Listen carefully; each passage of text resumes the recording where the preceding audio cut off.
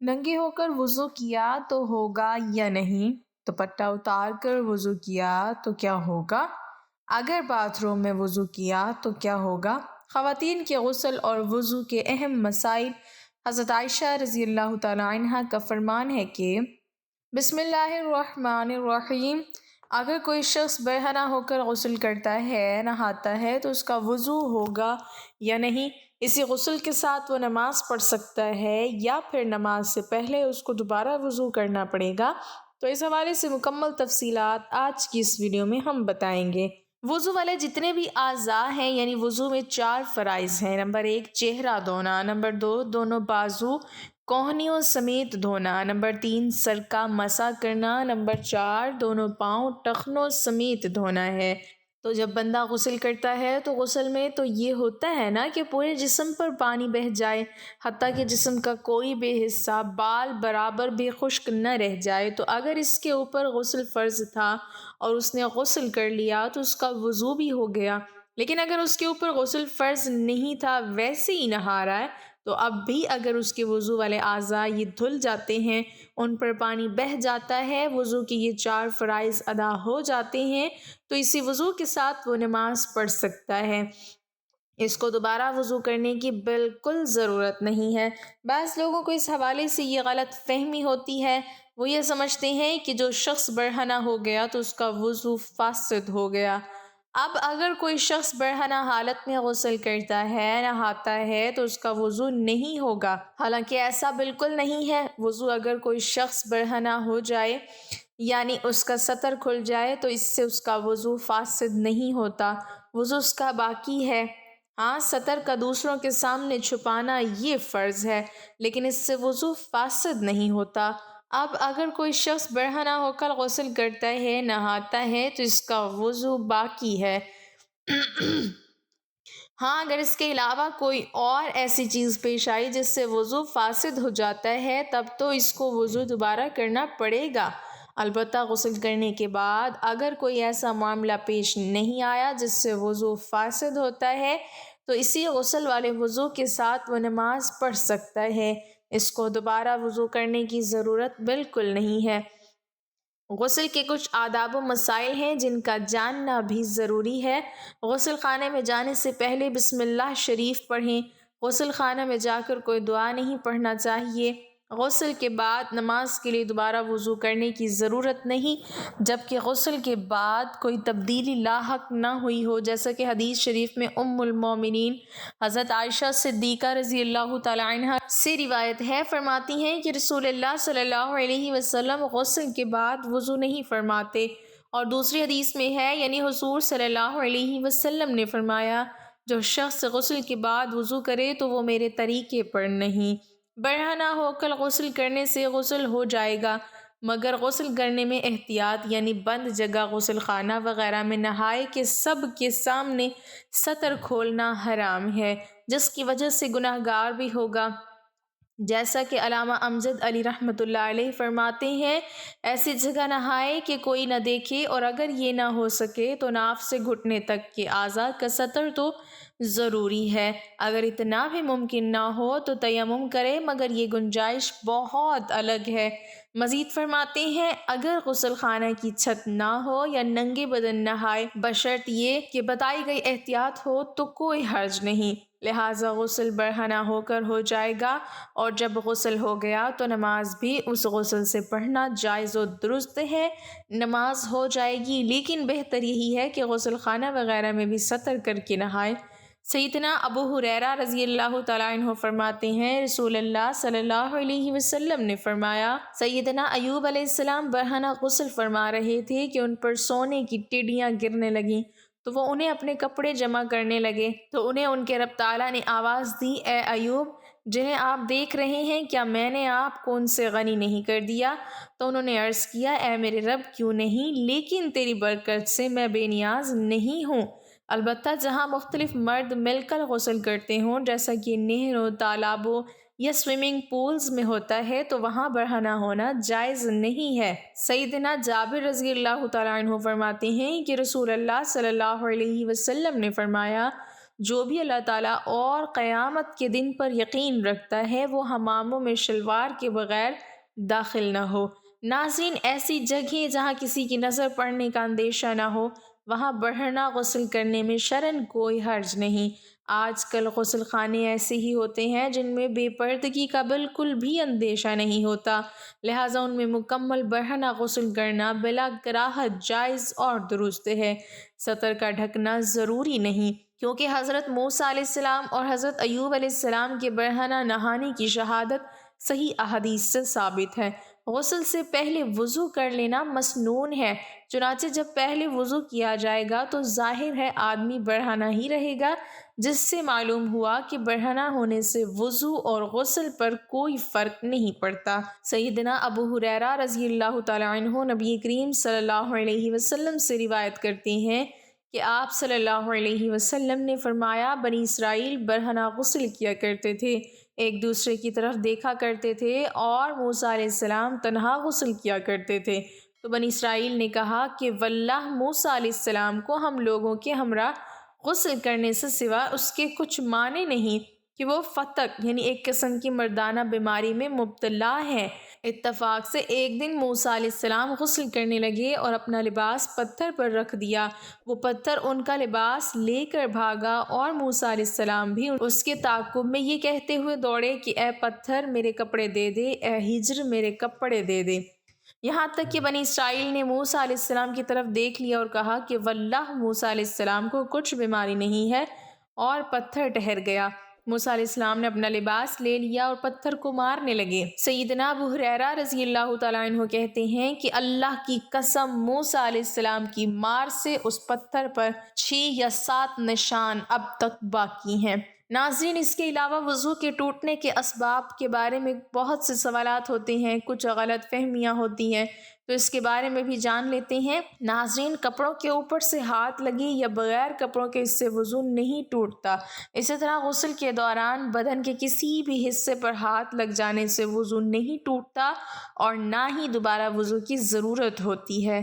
حدیث پاک میں ہے، بدن میں کوئی چیز داخل ہونے سے روزہ اور بدن سے کسی چیز کے خارج ہونے سے وضو ٹوٹ جاتا ہے۔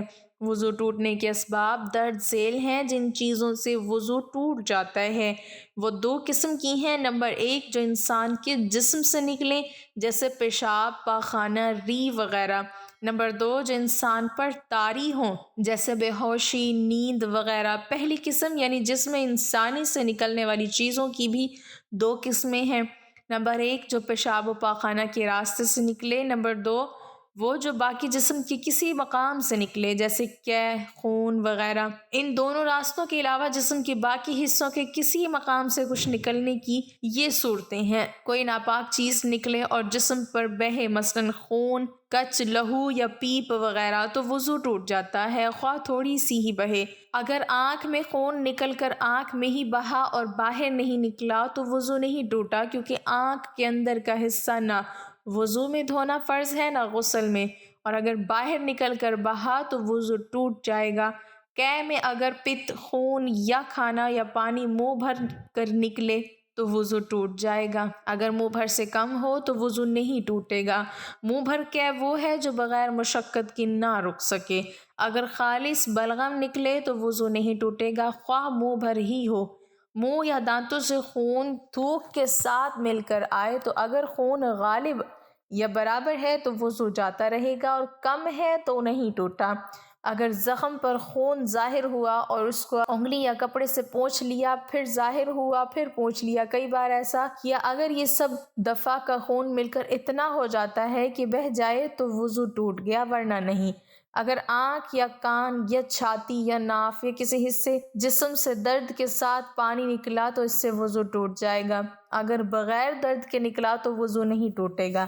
اگر آنکھ نہ دکھتی ہو، نہ اس میں کھٹک ہو، اور محض نزلے کی وجہ سے یا یوں ہی پانی بہا یا آنسو نکل آئے تو وضو نہیں ٹوٹے گا۔ اگر جمع ہوا خون مسور کے دانے کے برابر ناک صاف کرتے وقت نکلے تو وضو باقی رہا۔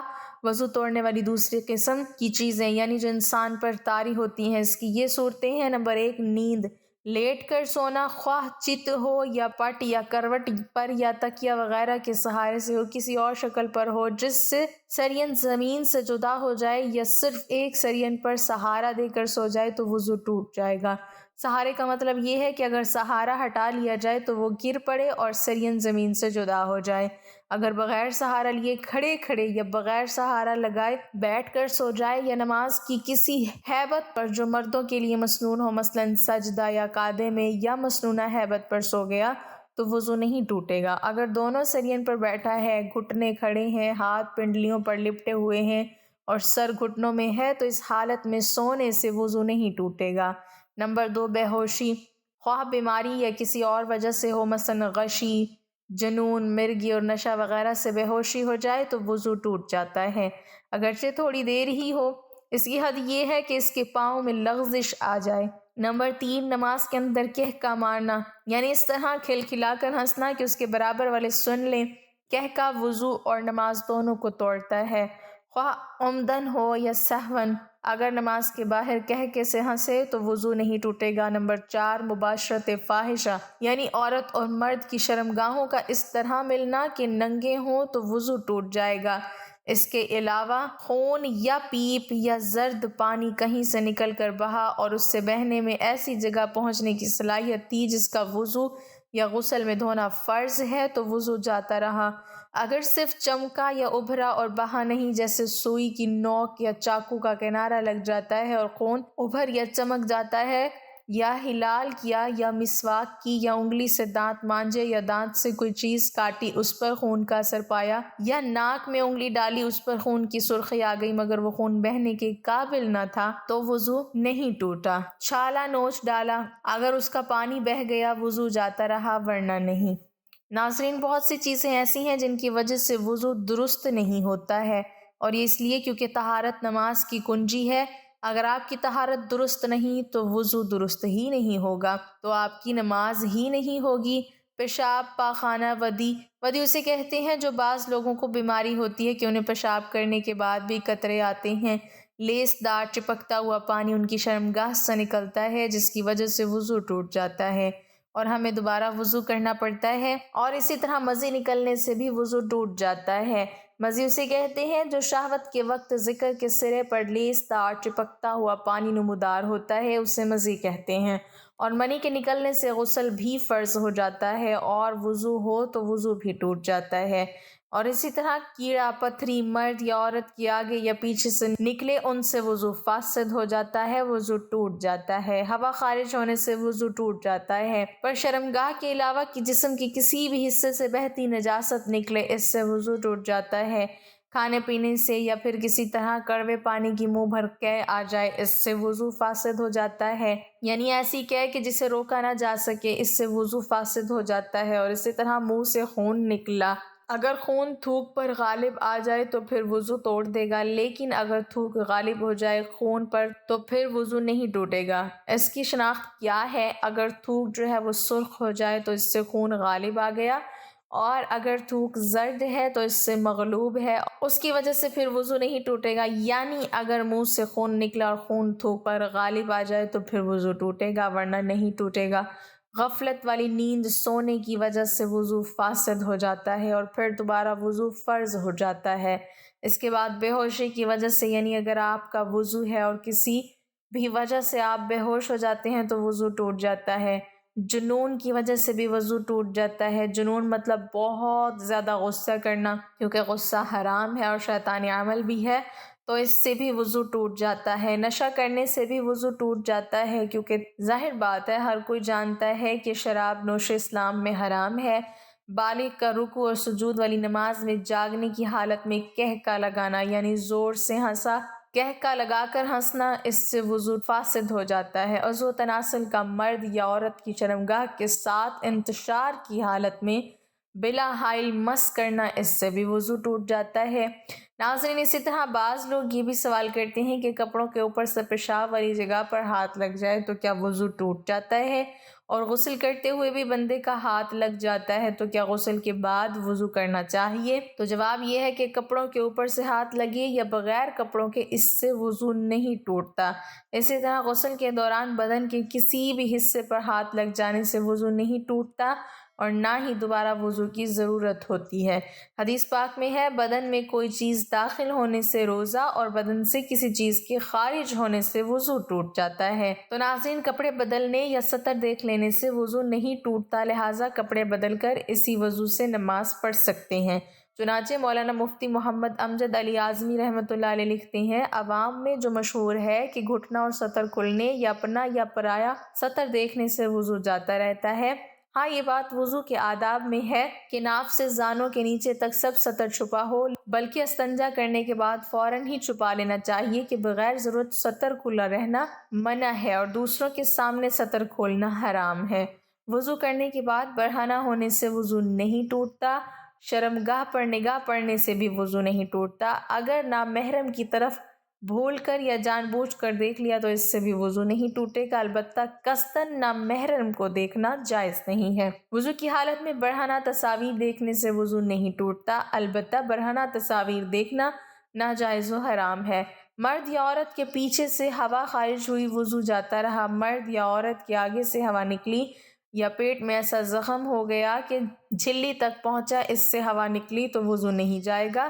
خون، پیپ یا زرد پانی کہیں سے نکل کر بہا اور اس کے بہنے میں ایسی جگہ پہنچنے کی صلاحیت تھی جس کا وضو یا غسل میں دھونا فرض ہے تو وضو جاتا رہا۔ اگر صرف چمکا یا ابھرا اور بہا نہیں، جیسے سوئی کی نوک یا چاقو کا کنارہ لگ جاتا ہے اور خون ابھرا یا چمک جاتا ہے، یا خلال کیا یا مسواک کی یا انگلی سے دانت مانجے یا دانت سے کوئی چیز کاٹی اس پر خون کا اثر پایا، یا ناک میں انگلی ڈالی اس پر خون کی سرخی آ گئی مگر وہ خون بہنے کے قابل نہ تھا تو وضو نہیں ٹوٹا۔ بلغم کی قے وضو نہیں توڑتی جتنی بھی ہو، بہتے خون کی قے وضو توڑ دیتی ہے۔ جب تھوک سے مغلوب نہ ہو اور جمع ہوا خون ہے تو وضو نہیں جائے گا جب تک منہ بھر نہ ہو۔ پانی پیا اور معدے میں اتر گیا، اب وہی پانی صاف شفاف قے میں آ گیا، اگر منہ بھر ہے وضو ٹوٹ گیا اور وہ پانی نجس ہے، اور اگر سینے تک پہنچا تھا کہ اچھو لگا اور نکل آیا تو نہ وہ ناپاک ہے نہ اس سے وضو جائے گا۔ اونگنے یا بیٹھے بیٹھے جھونکے لینے سے وضو نہیں جاتا۔ نماز وغیرہ کے انتظار میں بعض مرتبہ نیند کا غلبہ ہوتا ہے اور یہ دفع کرنا چاہتا ہے تو بعض وقت ایسا غافل ہو جاتا ہے کہ اس وقت جو باتیں ہوئیں ان کی اسے بالکل خبر نہیں، بلکہ 2-3 آواز میں آنکھ کھلی اور اپنے خیال میں یہ سمجھتا ہے کہ سویا نہ تھا، اس کے اس خیال کا اعتبار نہیں۔ اگر معتبر شخص کہے کہ تو غافل تھا، پکارا جواب نہ دیا، یا باتیں پوچھی جائیں اور وہ نہ بتا سکے تو اس پر وضو لازم ہے۔ اگر نماز کے اندر سوتے میں یا سجدہ تلاوت میں کہکا لگایا تو وضو نہیں جائے گا، وہ نماز یا سجدہ فاسد ہے۔ اور اگر اتنی آواز سے ہنسا کہ خود اس نے سنا پاس والوں نے نہ سنا تو وضو نہیں جائے گا، نماز جاتی رہے گی۔ اگر مسکرایا کہ دانت نکلے، آواز بالکل نہیں نکلی تو اس سے نہ نماز جائے گی نہ وضو۔ تو ناظرین یہ ایسی چیزیں ہیں جن سے وضو فاسد ہو جاتا ہے، وضو ٹوٹ جاتا ہے۔ مجھے امید ہے آپ کو میری باتیں سمجھ آ گئی ہوں گی۔ اللہ پاک ہمیں بہتر عمل کرنے کی توفیق عطا فرمائے اور ہمیں نیکوکاروں میں شامل کرے، آمین۔ ناظرین کمنٹ باکس میں اللہ تعالیٰ کے 99 ناموں میں سے ایک نام ضرور ٹائپ کریں۔